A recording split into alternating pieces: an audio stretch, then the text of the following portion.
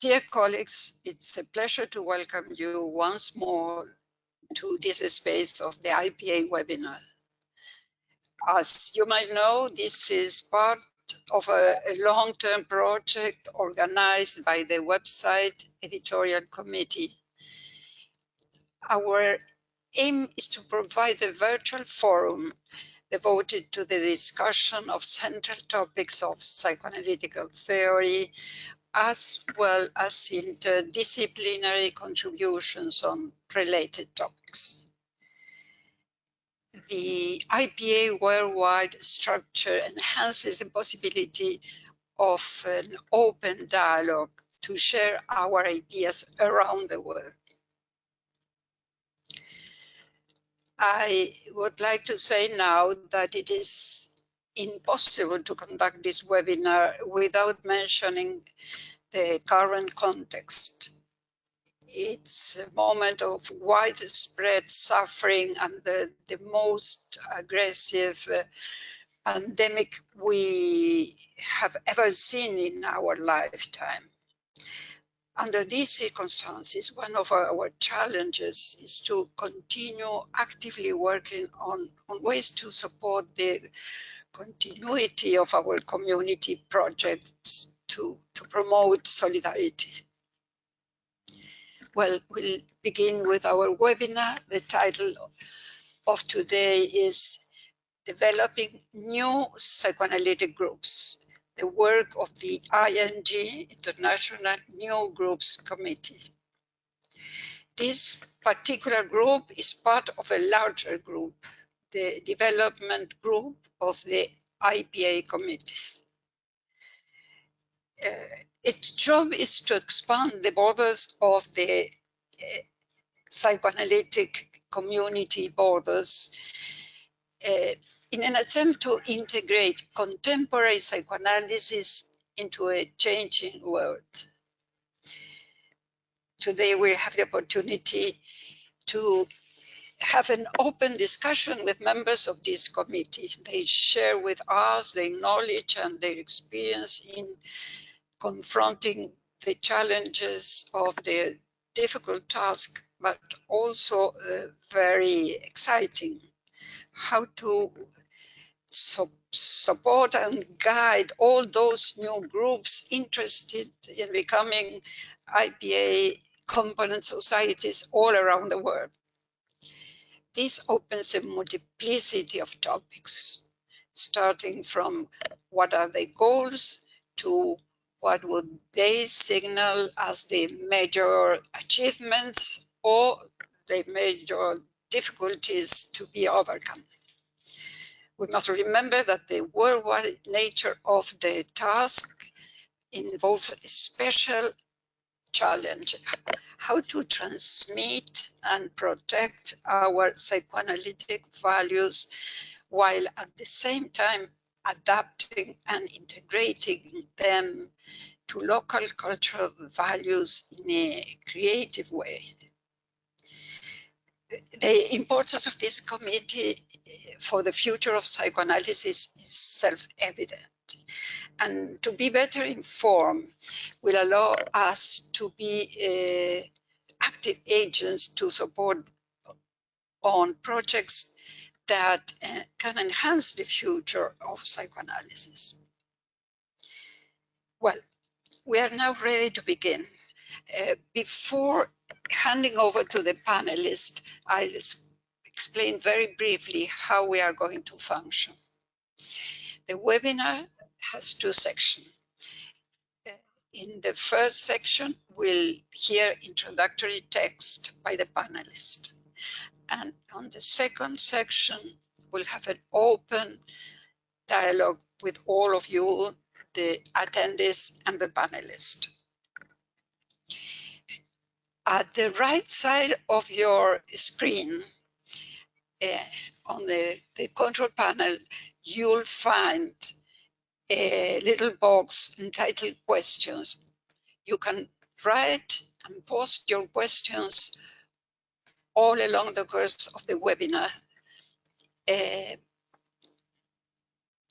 From the very beginning, but remember that they are only going to be discussed after the panelists' presentations.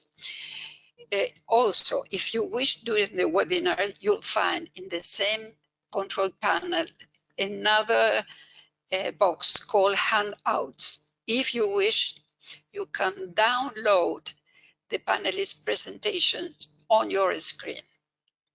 You will simply have to click on the name of the presentation you want to download. One last comment. This is an open debate. All the opinions during the discussion of ideas are the panelists and the attendees' personal responsibility. Well, now we are ready to begin, and it's the turn of our first panelist, Dr. Claudio Eiserich. But before we hand over to him, I'd like to read a very brief resume of his professional activities. Claudio is a training and supervising analyst of the Porto Alegre Psychoanalytic Society, Professor Emeritus of Psychiatry at the Federal University of Rio Grande do Sul, Brazil. He's a former president of the IPA and of IPA, the recipient of the Sigourney Award in 2011. And he's the current chair of the International New Groups Committee. Well, Claudio, it's your turn. Are you ready? Okay, thank you, Ines. Good afternoon to all of you. It's a pleasure to be sharing with you this webinar to talk about the ING jointly with the two of the co-chairs so far, Madelia Eisenstein from Europe and Sylvia Fletcher from Latin America. We hope that Harriet Passages, our third co-chair, will still be able to join us. And before getting into the issue, I must also say that we are all sharing a very difficult and frightening moment throughout the world due to the coronavirus pandemic. And it was a very good idea that the IPA is offering several ways of facing this situation that Ines will explain. Well, going back to the ING, you can see in this first slide the general structure of, in the first slide, you can see the general structure of the IPA. The IPA has two different categories of committees, and one of them is development. And here you can see one of the committees under this general sector is the ING. And here you can see that the ING comprises its board and several committees: Applicant Societies Subcommittee, Alliance Center Review Committee, Site Visiting Committees, Sponsoring Committees, Liaison Committees, and China Committee. The second, please. The second, yes. Well, here are the names of the regional co-chairs, and we have also Rudy Vermouth, who is co-chair for Alliance Centers, and Giovanni Foresti, who is co-chair for the Applicant Societies Committee, as well as we have two liaison with regional institutes, Gabor Geni and Maria Teresa Calabrese. The next, please. I hope I'm not going too fast. It's a lot of names, a lot of structures, but in any way, we can get back to this afterwards. So you see, this is more or less the main figures. We have currently 6 allied centers, review committees or rules, and I will explain what is an allied center. 2 site visiting committees, for the moment yet non-development committee, 15 sponsoring committees, and 8 liaison committees, as well as the China committee. As you can see, we have working with us over 50 IPA members. And I must say here a word about them. These are colleagues from many societies around the world that do their voluntary work visiting these many places where all those committees exist, and they are the main reason, I would say, their dedicated work is the main reason of the ING success, as well as the presence in the lexicon office of 2 central people in our work, Joe Beavis and Sebastian Montes. Without them, all our work would be impossible. Please, the next one. What is an allied center? An allied center is an organization that has a relationship with the IPA. The members can enjoy certain IPA benefits for a small fee, and they are visited once a year at their own cost by an IPA Allied Center Review Committee, mandated to review the work of the group and ensure that the Allied Center continues to function in line with the Allied Center procedures of the IPA. They do not carry out IPA training, but very often they can become a study group. The next one.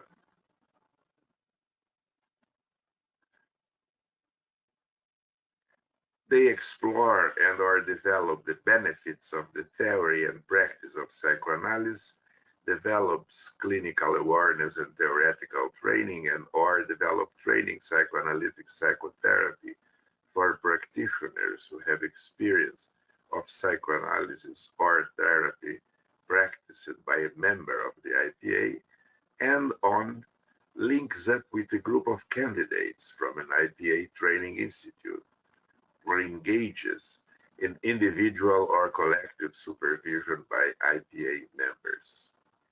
Some allied centers wish to go on to become an IPA study group and develop further in the ING process. In these instances, the Allied Center Review Committee can put forward a recommendation,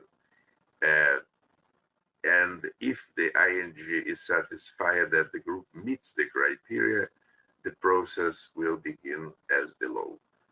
So in general, they have their own existence, but sometimes they can go forward to become a study group. Okay, the next one, please.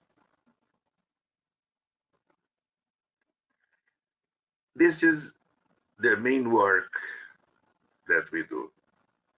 This is the regular path from a study group application to component society.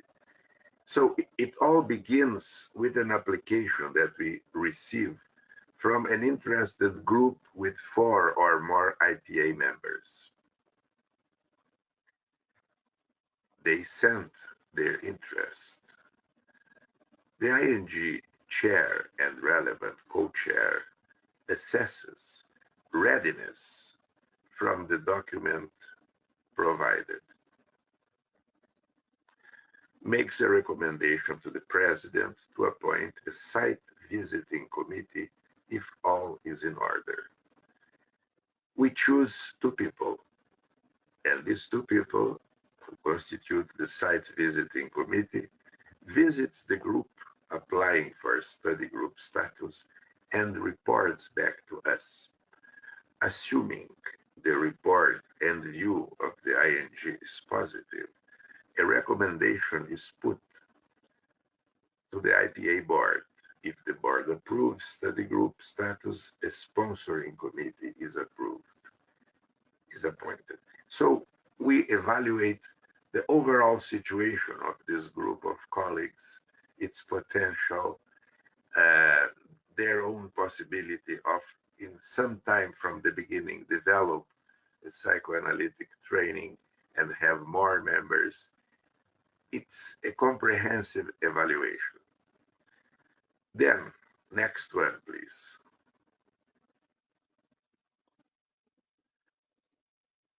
This sponsoring committee visits the study group at least twice a year, assisting with all aspects of development, and reports to ING chair and relevant co-chair after each visit.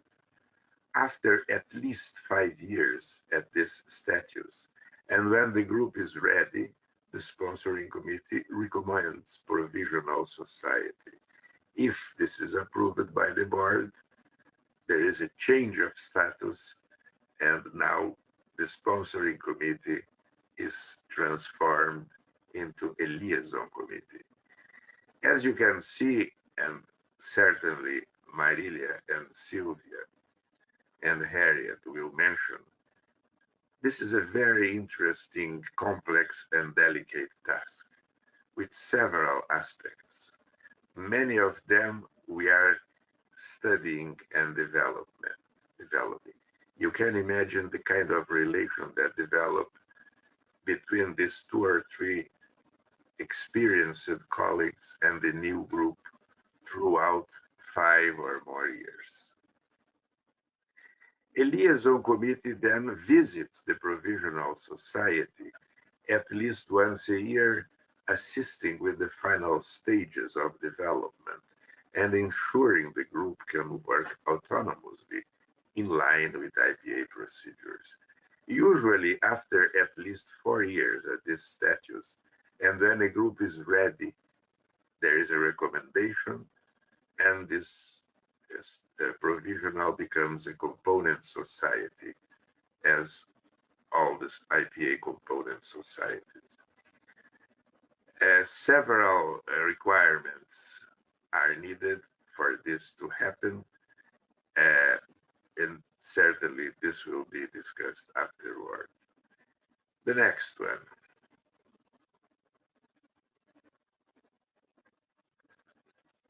There is something that we call ING community. These 50 colleagues, more than 50, and the co-chairs, the chair, and so on, we meet every year. We meet every year, attending each regional conference and IPA biennial congresses. We have both a full we meet with them all for about 4 to 6 hours to discuss theoretical issues and specific problems in our joint work, and then we meet each couple of sponsors individually for 45 to 1 hour, and we discuss all specific aspects of their work. We meet, I mean, the co-chair, the chair, more 1 or 2 members of the staff. So we are in close communication with them throughout the year, and we have these personal meetings. We are also fostering a culture of confidentiality among the ING community, with the change of reports, with making them more objective, concise, leaving aside details that can identify patients, candidates, and so on. And we are working in the sense similarly as the IPA Confidentiality Committee, Ethics Committee, Education Committee, and so on, in the sense of developing a community that can face the current reality of communications in our world. So this is an overview, and I hope now you will listen to more specific details from our dear co-chairs. Thank you very much, Claudio, for your clear overview of the complex structure of the ING community, as you call it. Well, now I'd like to say a few words about Dr. Sylvia Fletcher, who is our next panelist. Sylvia is a medical doctor, master in psychoanalysis, full member and past president of the Uruguayan Psychoanalytic Association. She is a member of IPAL and the IPA, and is currently the Latin American co-chair of the IPA International New Groups Committee. Well, Sylvia, it's your turn. Thank you very much. Thank you, Ines and Sylvia and Matthew. And thank you also to Joe and Sebastian that helped us very much in this task. First of all, I want to give a cordial greeting and thanks for sharing this webinar on the international new groups. It may be strange that in these moments of isolation, we will talk about a committee based on movement and meetings around the world.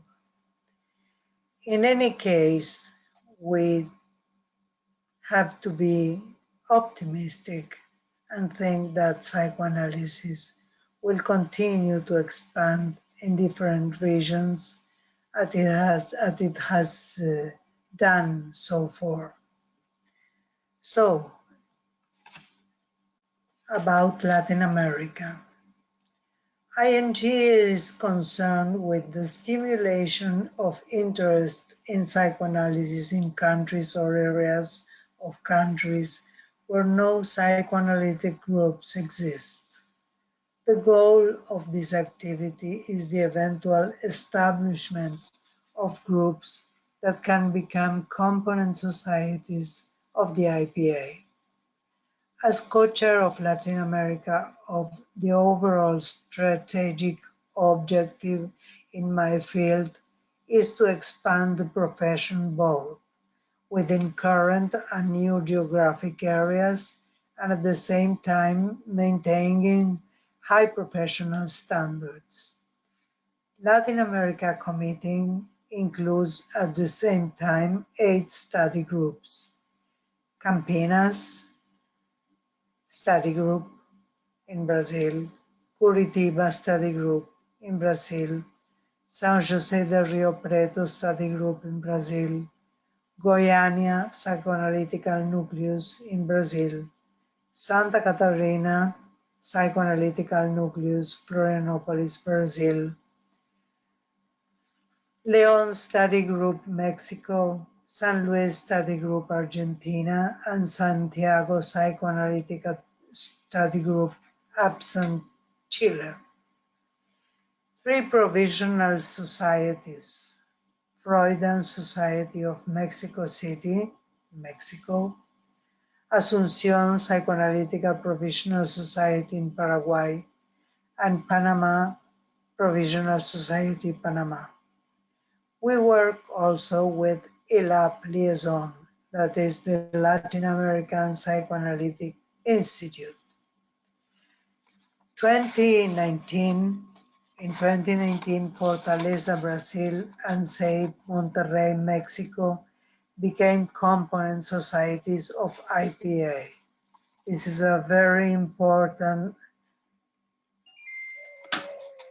very important task that we work and that this society became finally component societies of IPA. About the psychoanalytical study groups.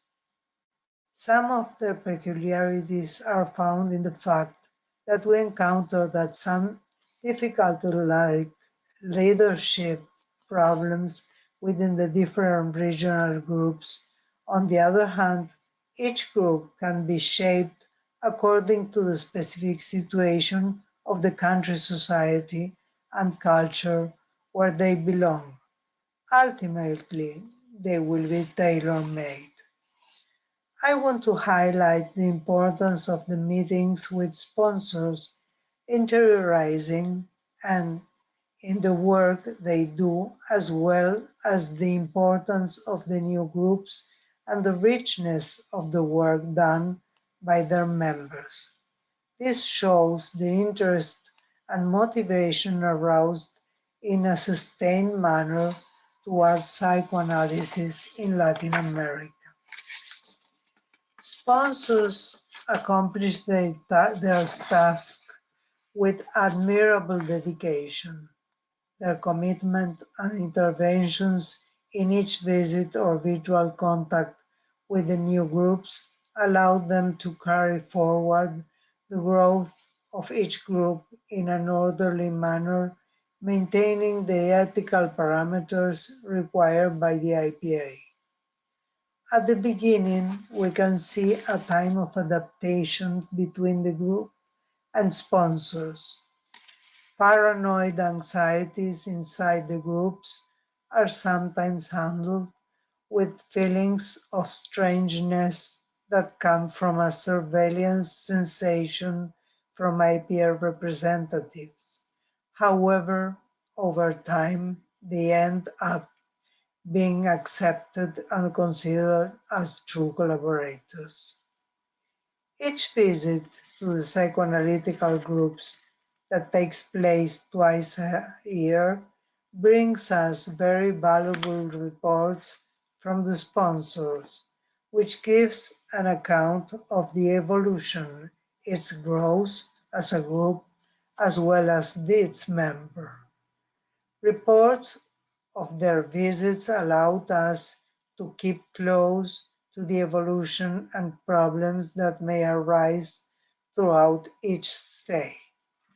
My task in many cases was focused on helping sponsors to solve problems and back up to take complicated decisions that arose during the creation of groups, such as leadership, disagreements among the founders, and other complex situations. In each meeting with sponsors during congresses, we asked those sponsors whose groups have shown greater difficulties during their visits to expose their experience. This gave the opportunity to transmit difficult experiences they have gone through. Power struggles, different times in the adaptation process to the task inside the group are some of the items that show a repeating pattern along the work with groups. On the other hand, meetings with presidents of the new groups allows us to hear about their own experience, enriching us about their growing impression along this group process. Group founders have their own problems during the growth and developmental process. Aging and lack of renovation spirit would slow the process to achieve the goal. Splitting of a society is an important and a susceptible issue. Special attention is needed to this problem that carries a narcissistic wound for the society and guilty feelings to those who live it. Meetings with presidents of both parts are important to take place. This will allow the possibility to be heard and appease paranoid and failure feelings. Those groups that materialized their process and arrived to be voted by the board as component societies after years of work with the same sponsors finally thanked them the work they have done. However, we were surprised by the reaction of some sponsors who, having finished their task, have had feelings of emptiness, asking themselves, what comes next?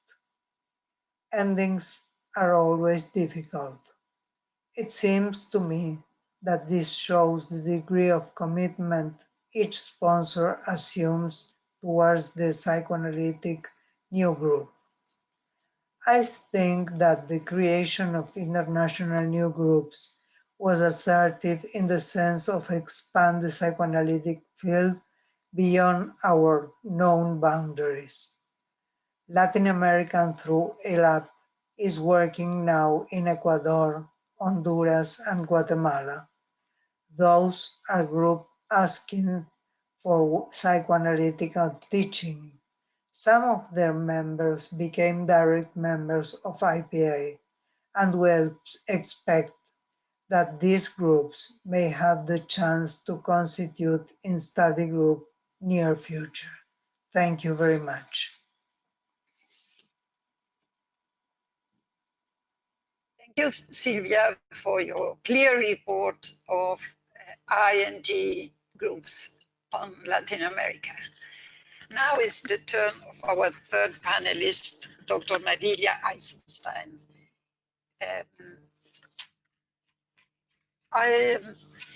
Before giving her the floor, I would like to give you a little bit of background information about her related professional activities. Madelia is a training analyst of the Hellenic and Paris Psychoanalytic Societies. She has been president of the Paris Society and of the Paris Psychosomatic Institute, a member of the editorial board of the Revue Française des Psychanalyses, co-founder and editor of the Revue Française des Psychosomatic. She has been a European representative to the IPA Executive Committee and is presently the European co-chair of the IPA International New Groups Committee. Well, Madelia, it's your turn. Thank you, Ines. Yes, so I deal with Europe. First of all, I must tell you that Europe for the ING's IPA committee includes Russia, South Africa, Israel, Lebanon, and India. China and Korea belong to the United States. That means they belong to Harriet. In Europe, we presently have 5 provisional societies: Vilnius, Moscow, South Africa, Estonia, Latvia, and the most recent Bulgaria, and 4 study groups, which are Lebanon, Portugal, Ukraine, and Northern Ireland. We have 3 allied centers in Cyprus, Tunisia, and South Africa. And 2 site visit committees are planned. They are waiting for board approval, one to St. Petersburg and one to Moscow. We already had 2 study days, the study days where we all meet during the European Federation Congress, and Claudio mentioned these meetings, which are very important and interesting because not only we have a scientific day on one topic, but also we meet all the sponsors and all the presidents of the new groups, and we stay about 2.5 days having personal contact with all those people. So we already have held 2 study days sponsoring Liaison Site Visit Committee in Europe, and the third was planned and should have been in Vienna next week, but had to be cancelled because of the pandemic, which is a real pity, but it's like that. So the first one was on the topic of first generation officers, that means the founders, and their relations with the sponsoring committee.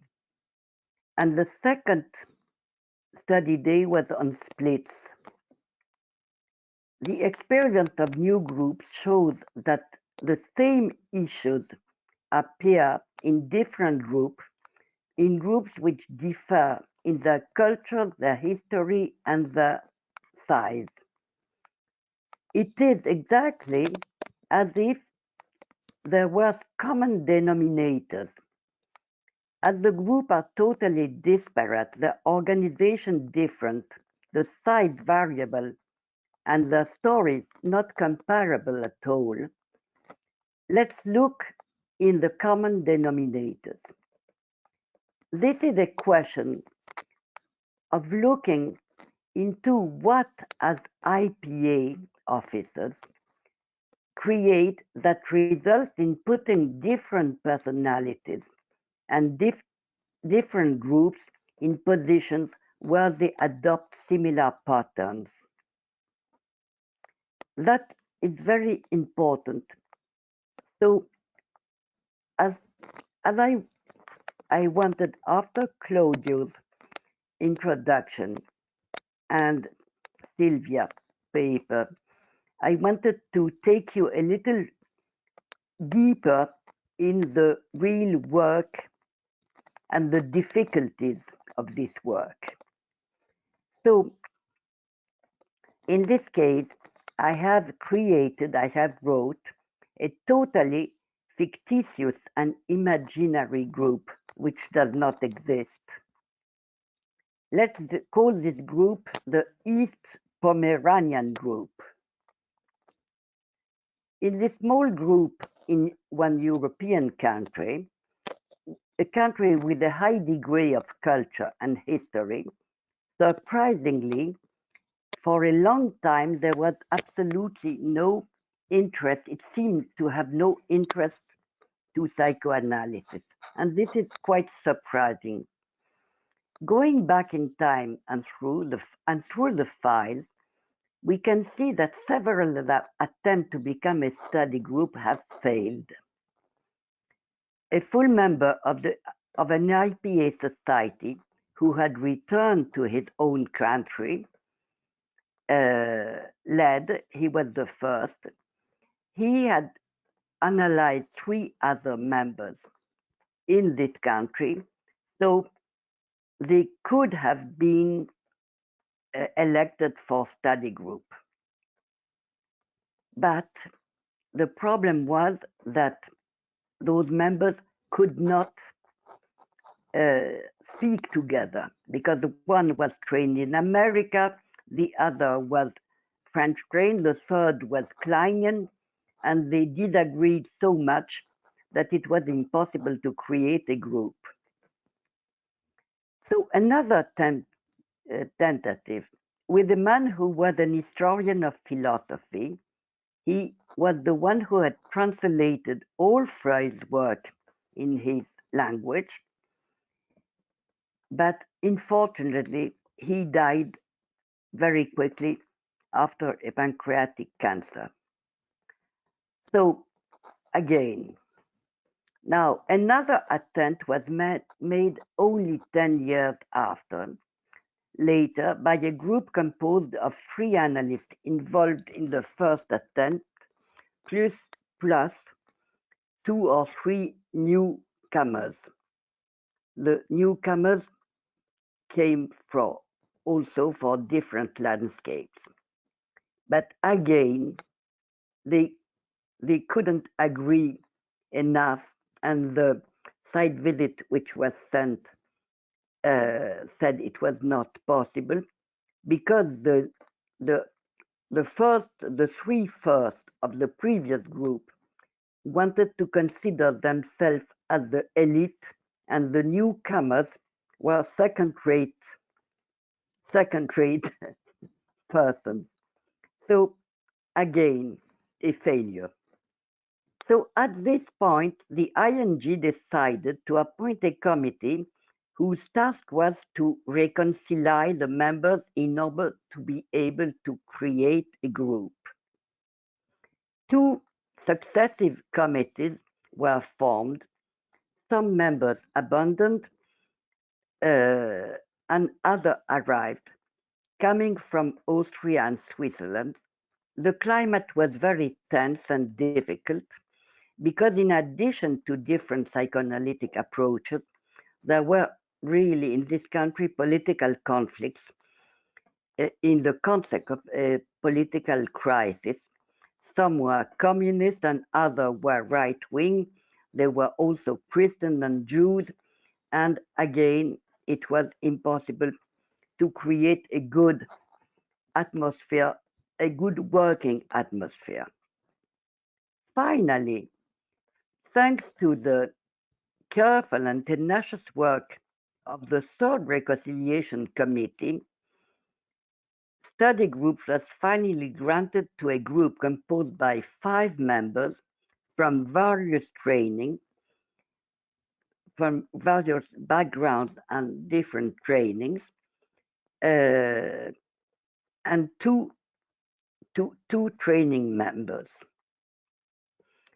So after that, it started as a study group. All this, can you imagine that all this had taken 14 years, which is enormous. So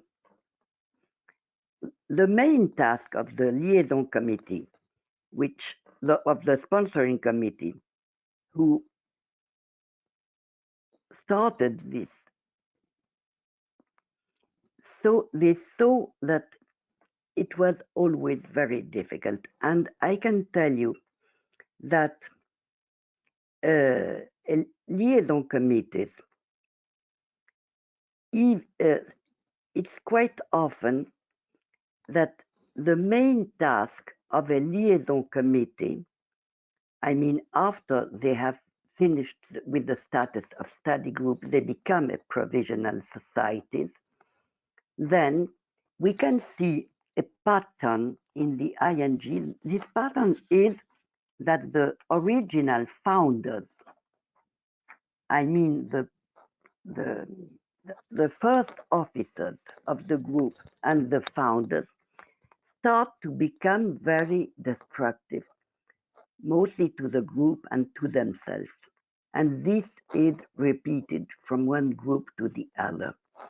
So, of course, I think that here the IPA should very much reflect in the sense that we arrive in a country and we see a group and we estimate the quality of this group.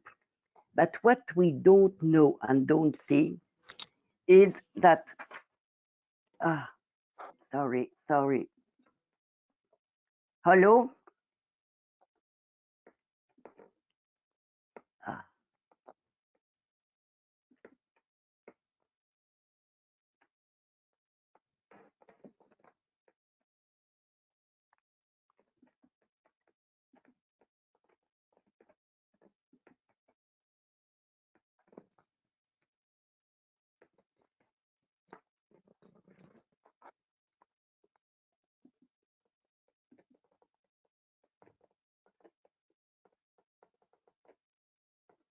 merde.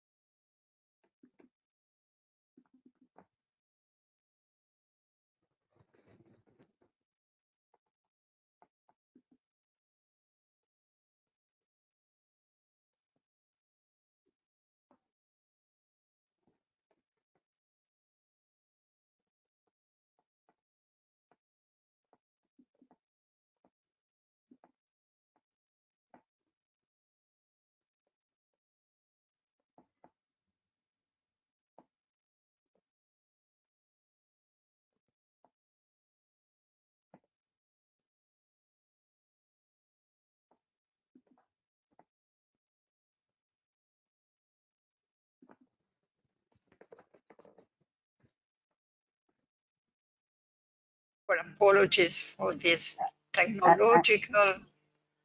I'm so sorry. I don't know what happened. Can you continue? Now we hear you. Yeah. Oh, okay. If you hear me, of course I will continue. So I wanted to say that we really have some difficulties because with the growth of the group, the original leaders of the group start to become sometimes destructive, very often destructive. So this is due, in my idea, to the fact that those people, we don't know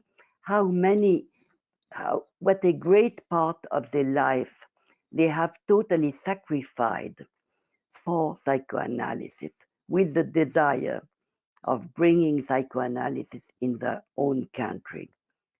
So maybe they are so identified with their task that when the group becomes a real group and they feel that they are no more the spiritual leader of the group, some can cope with it, but some cannot. Because, of course, to be such a leader, one needs to have a solid narcissism, and that means also to be sometimes a difficult person. Now, to say a few words on the topic of splits, which are correlated to the difficult prehistory of some groups, the reasons mentioned are often theoretical divergences. But we have the example of the British Society and the passionate controversies between Anna Freud and Melanie Klein during the war and under the bombs. In other words, I want to say that it seems to me that divergences, even profound, can be fruitful in dialogue and not in cut-off. So the deep and implicit causes of most splits are linked to the confrontation of characters and narcissism that cannot tolerate each other. But here too, let us not say that it's scandalous or ugly. No, it's totally human. And we are psychoanalysts, but we are human and we are not so much different of the others. I will stop here. I tried in very short time to give you an idea of the fascinating interest of this work of the ING and the difficulties of the work of all members who are involved in this work. And there are people, our colleagues who do the work, are really dedicated and serious, and they are fantastic. But nothing can prevent that in between the relations of a sponsoring committee or liaison committee with a group, when they stay very long, there is also transference and counter-transference, and we cannot avoid that. And in one part it's good, but in the other part it also produces some difficulties. Thank you for listening. Thank you, Madelia, very much for your imaginary but also very realistic case. You leave open fundamental question about potential iatrogenic effects Yes, on absolutely. the development of new groups. Well, as you see, Harriet Basset, our fourth panelist, can't join us today. We doubted about reading aloud her text, but it won't be the same. I strongly recommend to all the attendees to download her presentation. Remember, at the right side of your screen, you simply have to click on the name of Harriet and her text will magically appear on your screens. Well, now we come to the second part of our webinar, the question and answer slot. Remember, you can post your questions typing on the question box.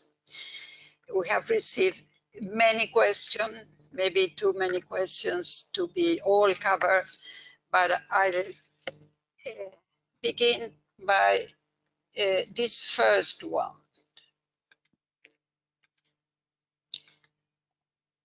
Hello? Yes. Yes. Hello. I can't see you right now, but is it my turn to speak? Yes, Harriet. Harriet Oh, arrived. Well, this is a little bizarre, but I am going to speak without seeing you, or my computer has done something weird. But may I please begin? First of all, thank you for your patience. I want to begin by saying how wonderful it has been to be a member of this committee under Claudio Eiserek's leadership. I am constantly learning from him, from the thoughtful others, co-chairs, and from members of the committee, and continuously from Jo Beavis and her staff, who provide the glue that makes our work possible. Thank you all.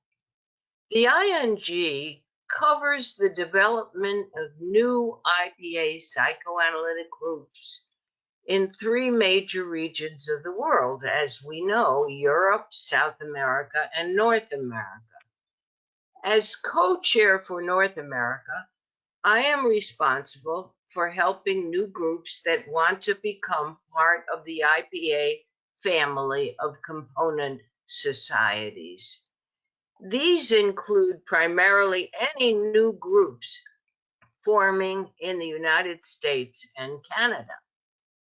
At the present time, there is one group in progress at the study group level in Vermont, the state of Vermont, and it's called the Vermont Psychoanalytic Study Group, BPSG.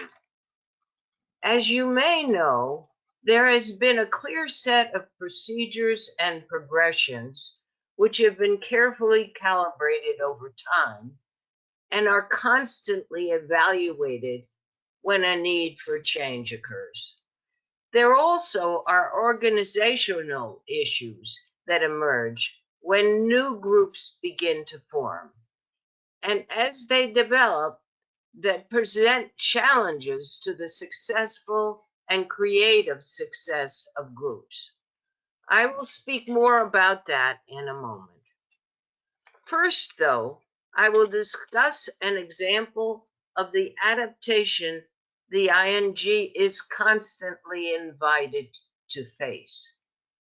While the program is well developed in the 3 regions mentioned above, groups from a 4th region, Asia, have been expressing increasing interest in creating new IPA psychoanalytic groups.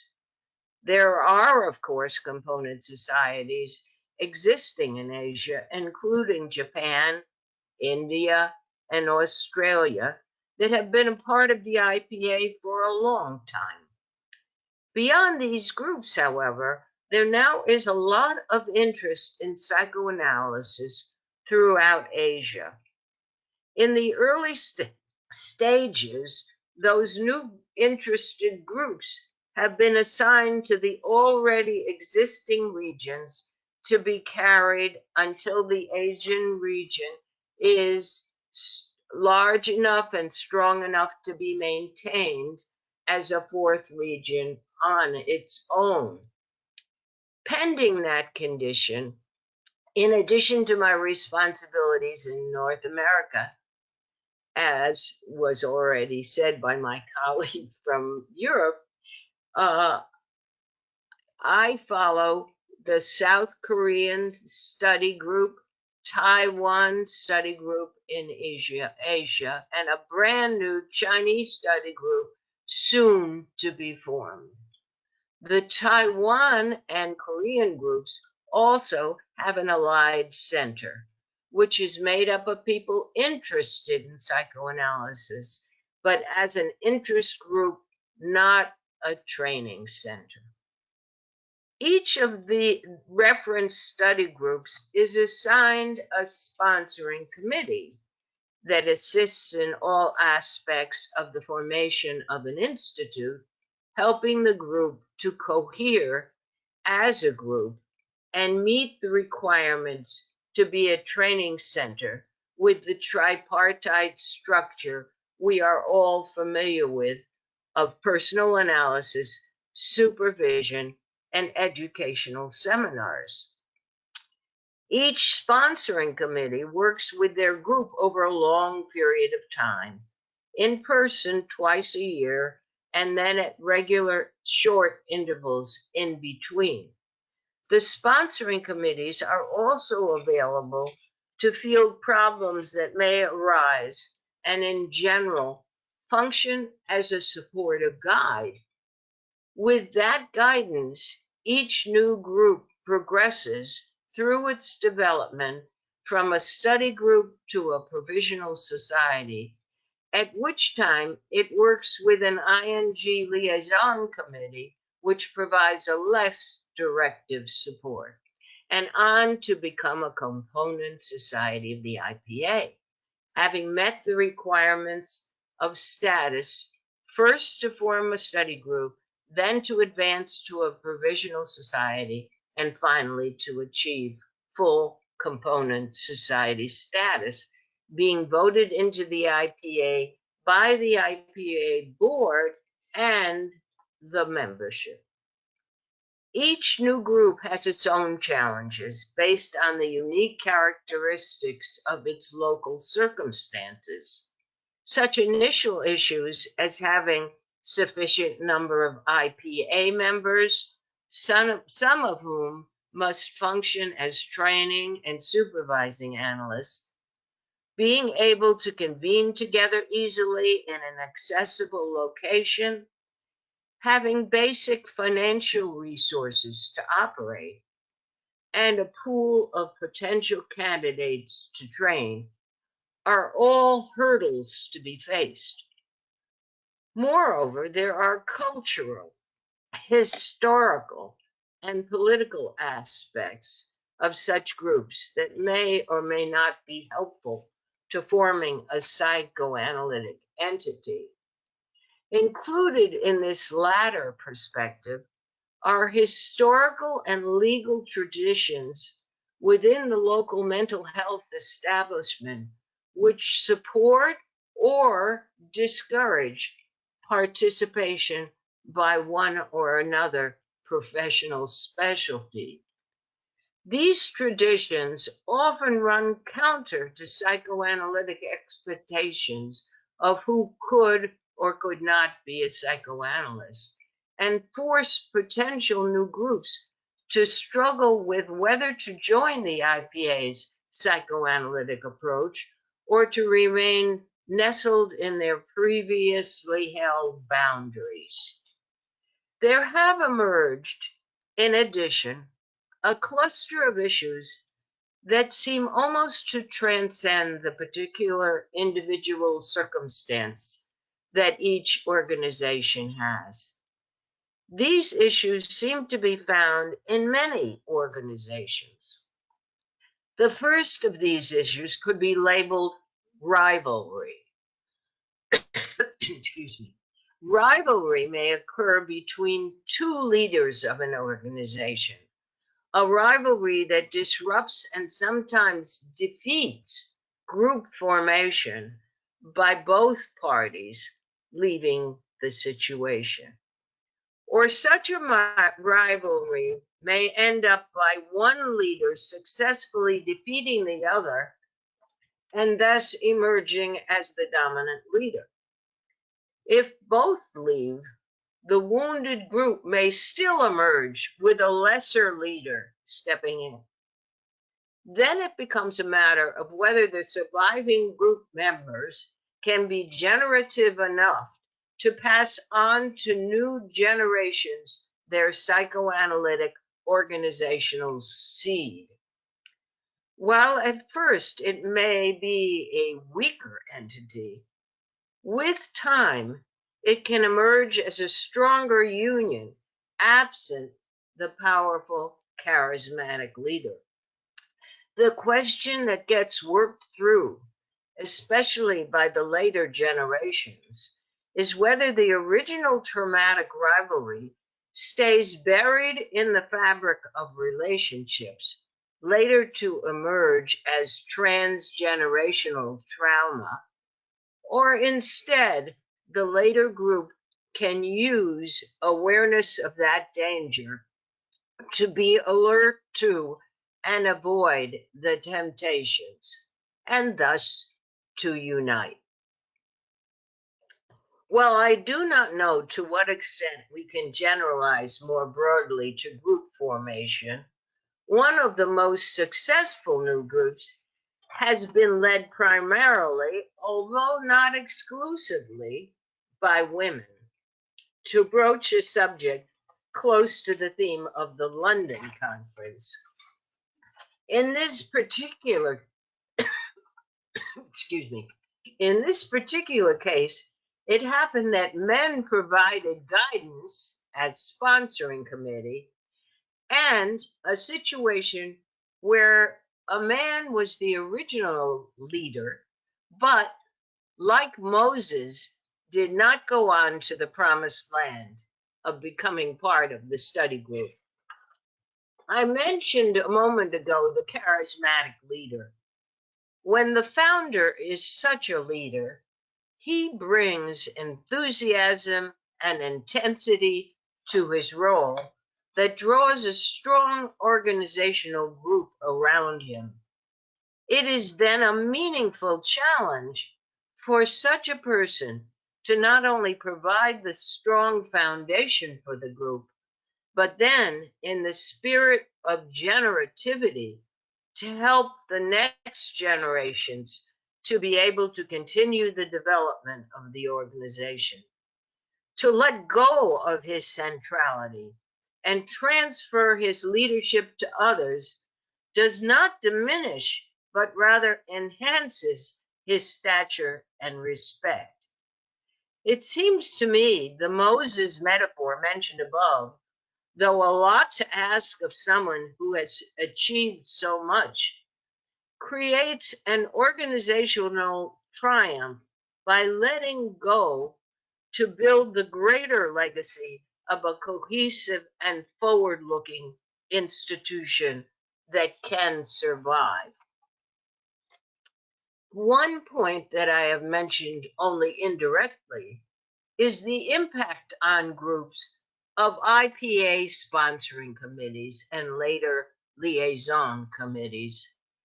I believe that the role can be pivotal in the way that group foundation can be enhanced by their interventions or undermined. We in the ING need to pay close attention to the chemistry of those who function in these outside group supportive roles to be sure that it is actually a collaborative and supportive role and not an authoritarian one.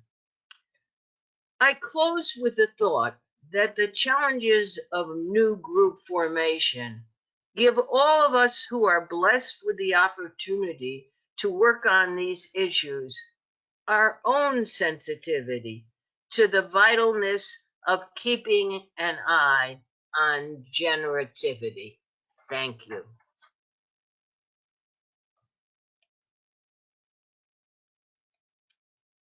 You heard it's good that you finally could join us. Thank you very much for your thoughtful analysis of the complex structure of the ING framework. Well, now we are passing to the second part of our webinar, and I'll read the first question for all of you. Statistically speaking, the corona pandemic will hit the psychoanalytic community especially hard. It will, statistically speaking, especially those of us who are in power and who has the most experience and expertise in our profession. Has this prospect had any influence on the work of the ING? Maybe we cannot afford anymore to have such long application processes.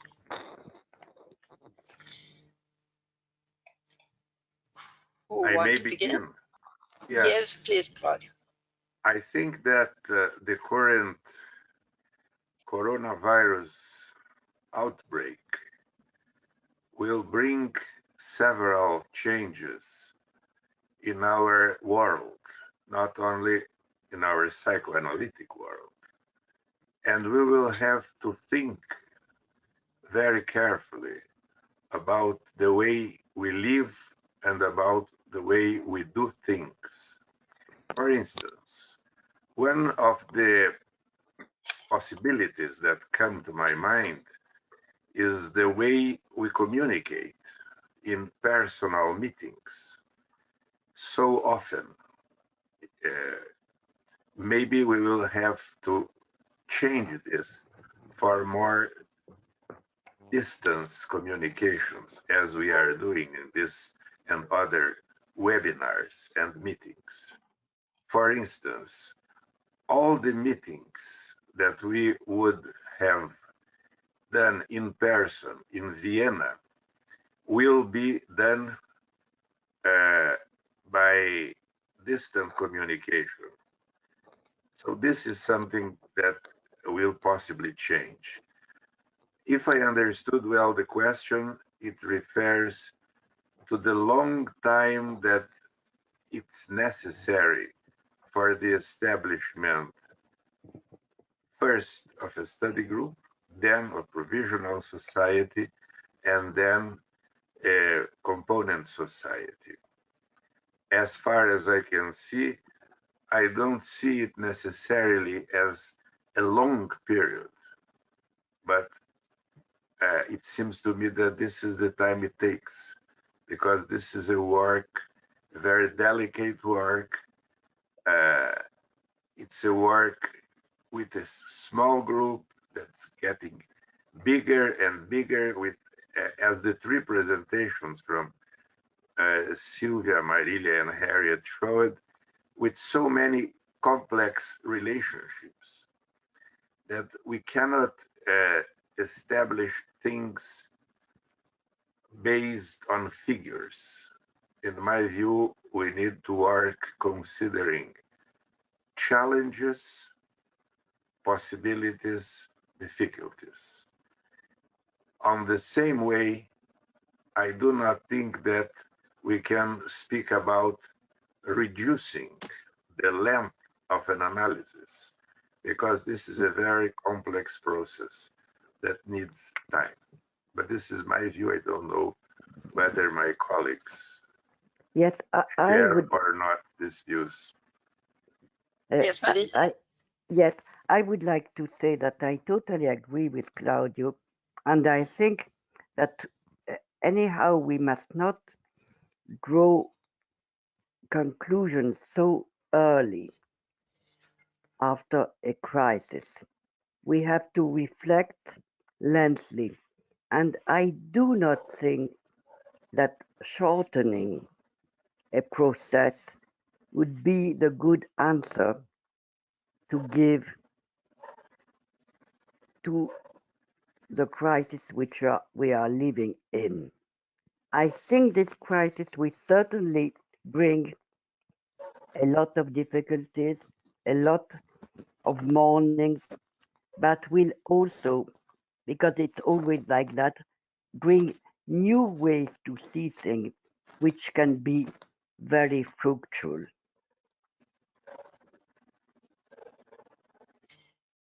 Sylvia, Harriet?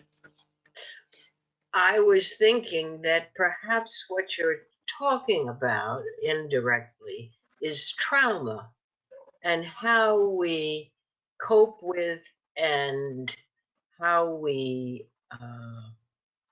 mourn and tolerate when trauma is central to the people who are trying to do psychoanalytic work. I think that the stability of what we offer both to new groups and in psychoanalysis are our best support for traumatic times, even if we don't know the specific outcome. Well, thank you. We're passing to second question.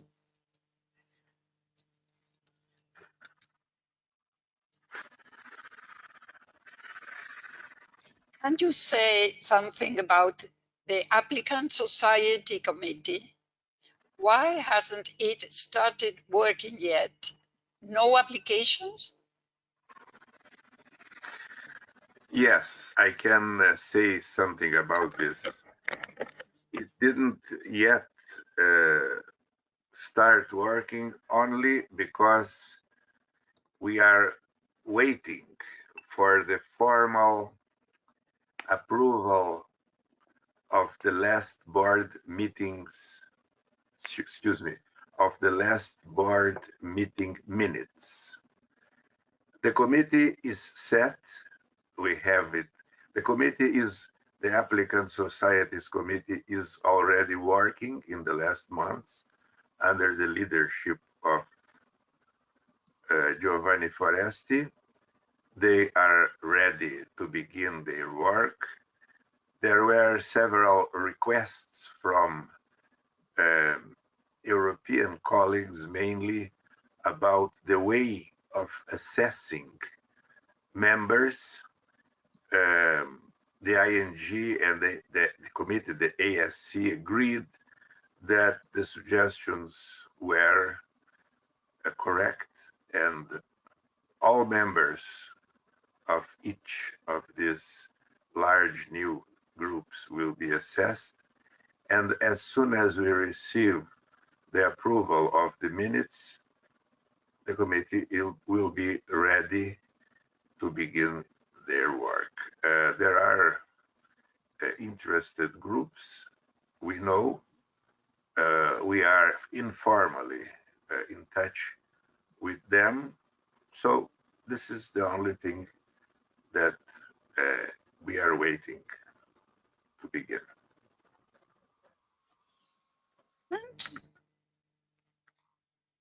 If not, we pass to the next question. Can you say something more about why a leader has to be often a difficult person and narcissistic? This was mentioned by Madelia. Madelia, please. Yes. Look, to be a good leader, you really need to have a solid narcissism, what Andre Green called positive narcissism. That makes you to be a good leader and to want to transmit and have followers to whom you teach and that you really follow attentively. It's difficult for those people to to to to give their babies. They have to pass to a sponsoring committee who takes authority.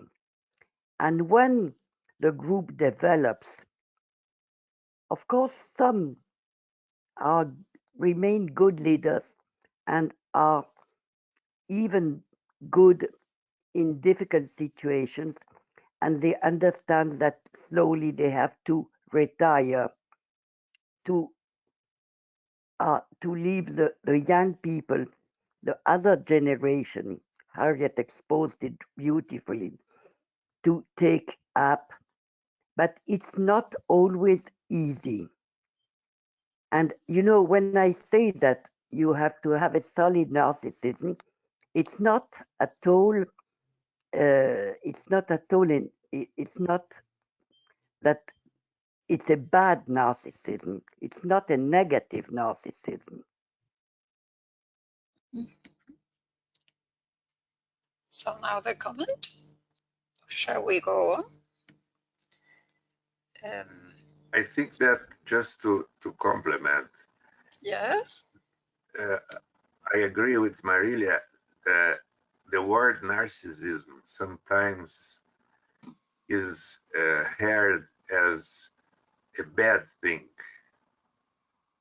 but since Freud, we know there is a primary narcissism, and narcissism is part of human nature.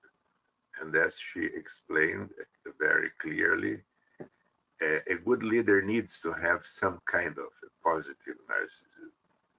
The problem is that when this prevents him from leaving the group, follow their own way, this can become destructive. And can I add something? Yes, Madelia, please. I would like to add that, you know, in the common language, when we say he is narcissistic or she is narcissistic, what we mean to say is exactly she lacks of good narcissism or he lacks of good narcissism. Thank you. Well, Excuse me, but I must get back to the previous question. And there is something I forgot to mention. yes. About that committee. There is still a need of the procedures to be, the text of the procedures needs some finalizing. It won't be something long, but there is some work to be done before the ASC begins to work. Just that. Thank you.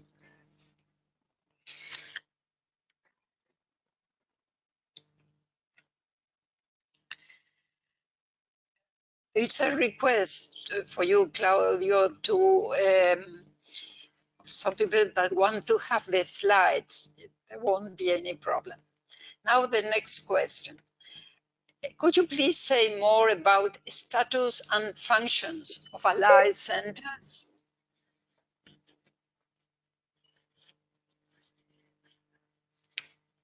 Yes, I We can. should get back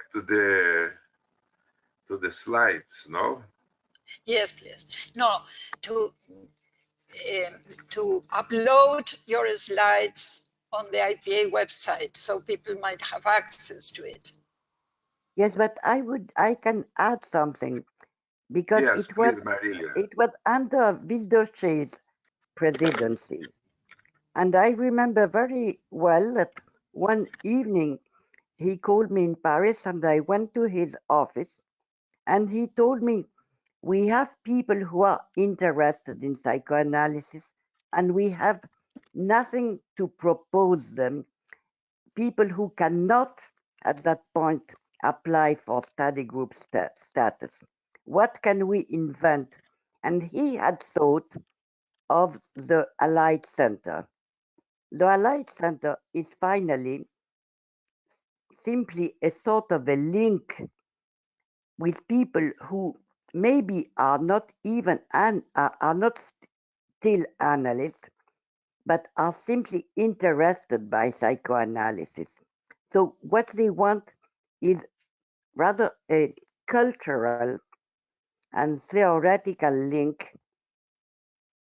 So that's the task of the liaison committees who work with allied centers.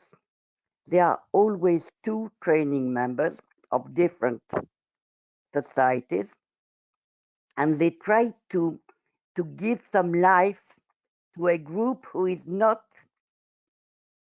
has not arrived to become a group.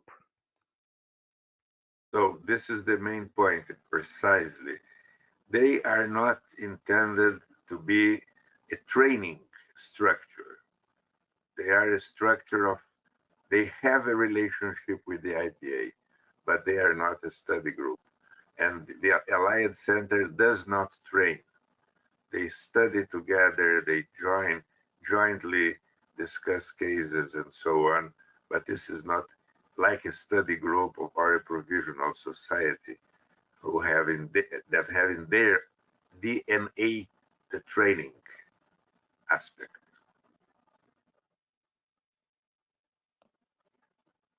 Well, we pass to the next question. When you evaluate a potential new society, do you consider the community in which the potential society is located? This goes to the issue of immersion. To the Can issue of the, what? Can you, Ines, I didn't get it exactly. Can you repeat the question? yes, of course. I'm see if they appear at your screens. Are you receiving in the chat box the text of the questions I'm reading? No, I No. don't. I have nothing. Oh, sorry. I I'll couldn't read again. reconnect. That doesn't matter, but When you evaluate a potential new society, yes. do you consider the community in which the potential society is located? Mm-hmm. And then Yes, you thank said you. something about immersion. Yes. Yes. Can I answer? Yes. Yeah, Please. Yes, of course. This is a very interesting question because um, what we see in Latin America is that it's very important to consider the community where the uh, society or the group, the study group, were settled down. It's important to take care the group and the society, because if there is not a good link between the new group and the community, it takes some problems in the future. I think that the best example for this was Fortaleza Society. They worked in a very good a shared potential with the community, and this was very important to, and this reflected in the work of the study group to become a society. I think this is a very good example how we need to consider the study group and the community. But as I said, this is tailor-made. Each group and each community will be different from the others. There are not two groups or two communities that are the same thing. Thank you.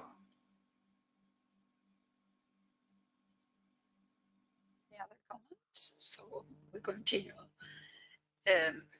apparently Harriet was going to say something also.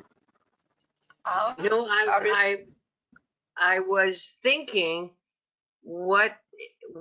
I was curious what was meant by immersion.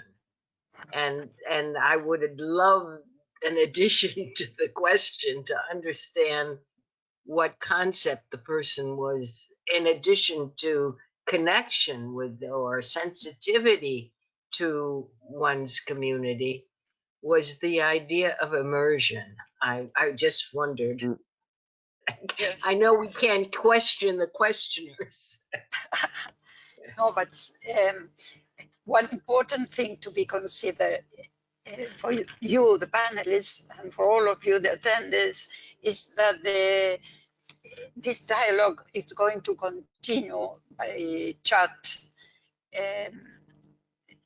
We've received many questions, some of them very long and very detailed, that makes that very difficult to read them. So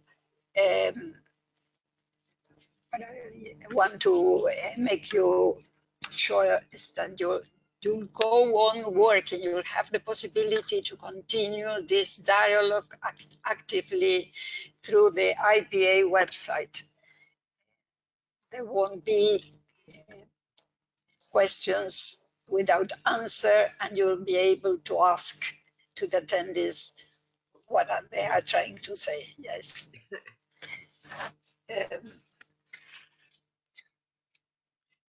Well, a last question.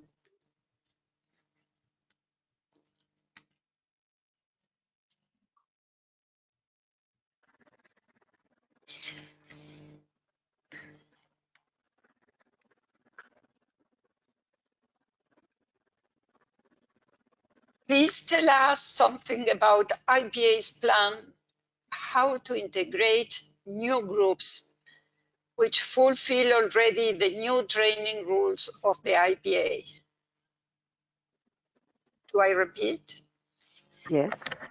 Please tell us something about IPA's plans how to integrate new groups which fulfill already the new training rules of the IPA. Well, this is connected with this new subcommittee, ASC, and yes. the procedures were established.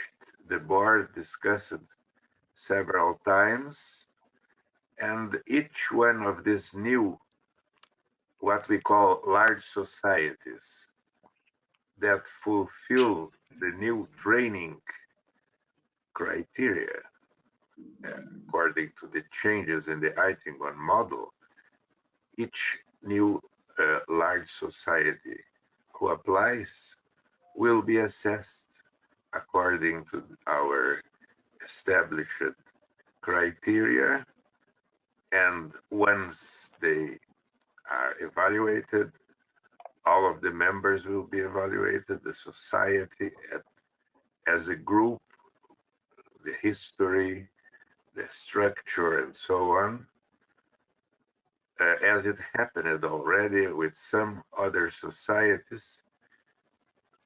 These large societies will become members of the IPA in due time, after the evaluation is concluded.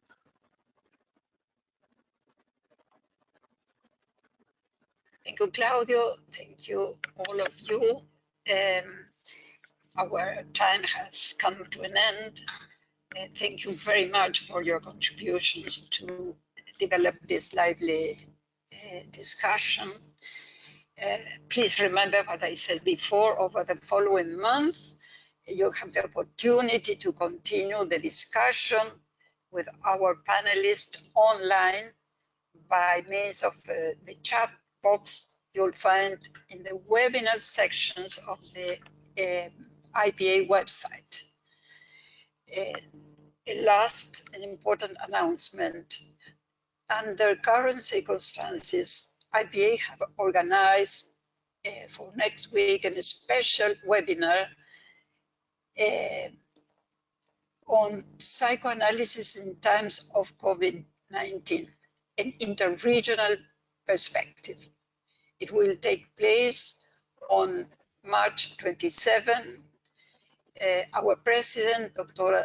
Virginia Ungar, will introduce and moderate the discussion. The panelists will be Stefano Bolognino, Italy, Jill Kleinman, United States, and Yonping Yan from China. A last announce, the next webinar, the webinar of the next month will take place on April 26th. The subject will be the preventive potential of psychoanalytic parent-infant clinical work. Well, we hope you all join us again. Thank you very much. Thanks to all. Bye. Bye. Thank you.